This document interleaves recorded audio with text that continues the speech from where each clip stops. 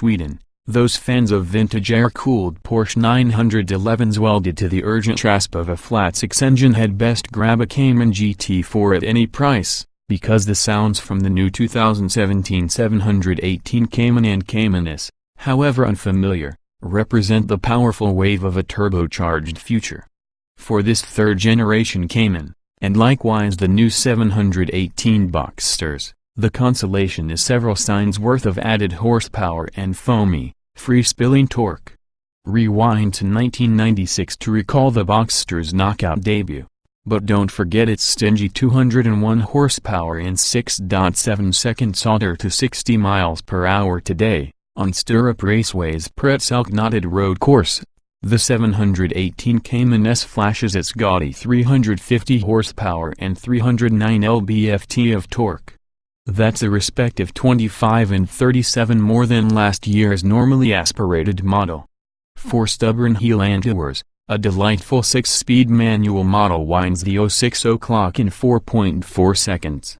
Optioned up with the peerless 7-speed PDK automated gearbox and sport chrono package, this Cayman S dispatches 60 miles per hour in a lusty 4.0 seconds.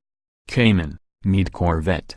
That's with a dust-spec 2.5-liter flat-4 with variable vane turbocharging, a tech knockoff from the 911 Turbo, compared to the former 3.4-liter, naturally aspirated flat-6. The PDK models also get a sport response steering wheel button seen on 911s, which makes overtaking a breeze by maximizing transmission and throttle action for up to 20 seconds. With either gearbox, the Cayman S reaches 60 miles per hour 0.4 second quicker than before, and Porsche says the Cayman S lapped the Nürburgring Nordschleife in 7 minutes, 42 seconds. That's just 2 seconds off the pace of the heroic 385 horsepower Cayman GT4, the track-centric pinnacle of the former Cayman. Porsche spokesman Frank Wiseman said the new car's 16 pounds per square inch of maxed-out turbo thrust, available anywhere between 1,900 and 4,500 revolutions per minute, let it make up time on the ring's uphill sections. Its reworked, optional adaptive suspension helps forge a high-fidelity love connection with the road surface. For all that, the base model 718 Cayman may be the bigger revelation, especially at a $54,950 base price that undercuts the $67,350 Cayman S by almost 20%. For the first time, Porsche's mid-engine hardtop costs less than the open-roofed Boxster, by about $2,100. Once up to speed, the previous Cayman Boxster handled virtually as well as the S models. But their 2.7-liter 6, with 275 horses and 213 lb-ft, made them the Miata of Porsches. Now, a 2.0-liter 4 with a wastegate turbocharger kicks up 300 horses and 280 lb-ft, the latter a 31% bump. Girded with PDK and sport chrono, the new 718 Cayman runs to 60 miles per hour in 4.5 seconds. Even from a stoplight, this base Cayman will ditch not just an Audi TT but also a BMW 4 Series, V6 Mustang and a Camaro before delivering a final ass-kicking on the curves. Those overmatched rivals may not notice the Cayman's restyled body, but it's there and as pretty as ever. Every panel is new, save the hood, roof, and rear hatch. A pressed crease tracing the front fenders is the most evident change, while cockpit improvements center on interfaces and infotainment. A new driver's instrument panel serves up data, including map displays, while a no-fuss, smartphone-style touchscreen includes Apple CarPlay. Sound Symposer tubes amplify chosen power plant frequencies in the cabin, but Porsche might hold tryouts for shorter wavelengths and higher-pitched voices.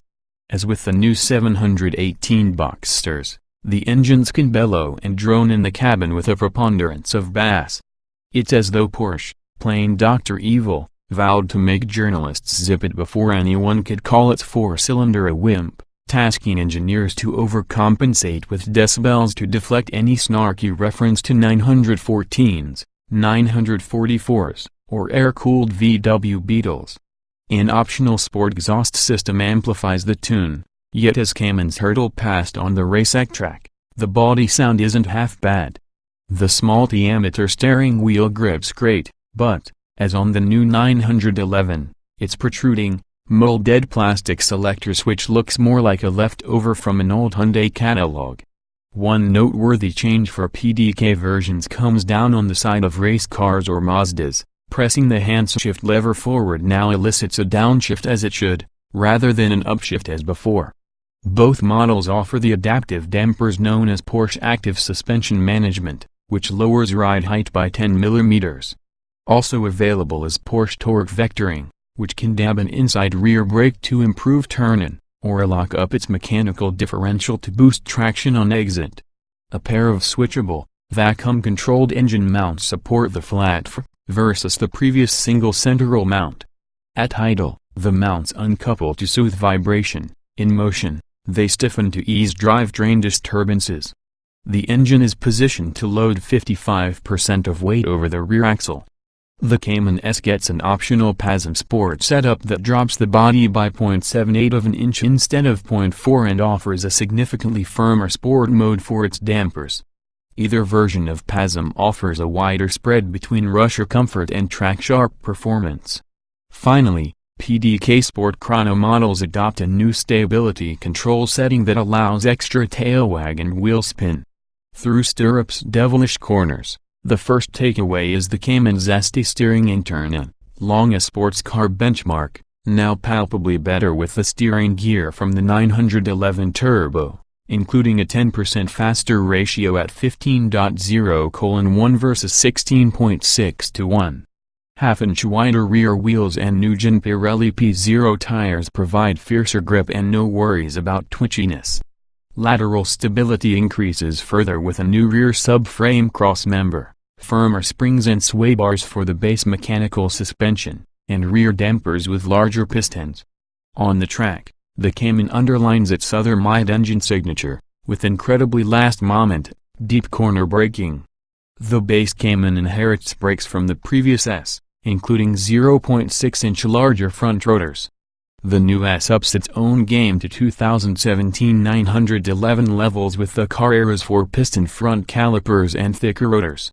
Or go hog wild by choosing carbon ceramic brakes. Combine sharper responses with feathery curb weights, from 2,944 pounds for a manual turns Cayman to 3,054 for an S with PDK, and the Cayman's dream car status remains assured. And unlike many turbo cars that lose interest in redline attacks, the ultralinear Porsche barely sags, maintaining nearly 95% of its force between 6,500 revolutions per minute and its 7,500 revolutions per minute redline. The climb to the peak may be less necessary, but it's still worth the trip. With 20% less displacement and a lower duck, more boost-dependent turbo, at a maximum 19 pounds per square inch, the standard Cayman suffers more lag than the S. It catches its breath before it rushes from track corners, and a Porsche Pro leading me in a 911 4S pulls away with zero remorse. But it's a small price for major, objective returns in turbo performance, efficiency, and easy-peasy acceleration. When race drivers and other professors of speed discuss how great sports cars don't need 500 or 600 horsepower, the Cayman is often the first example on their blackboard.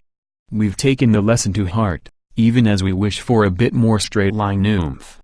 The 718 Cayman puts a stop to any lingering classroom whispers, even if it means drowning them out with engines whose wah-ah-wah-ah recalls Charlie Brown's honking teacher.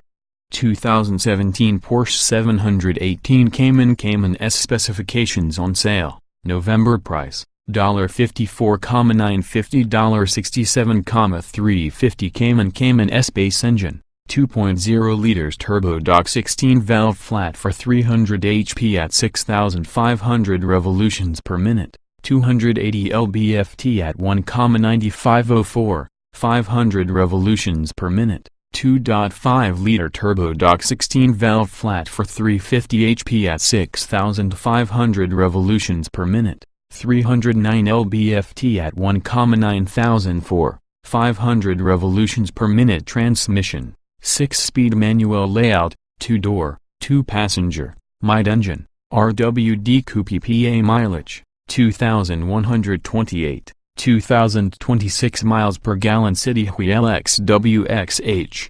172.4 by 70.9 by 51.0 in wheelbase, 97.4 in weight, 2,9442, 988 pounds 060 miles per hour, 94.4 seconds top speed, 170,177 miles per hour. Show more.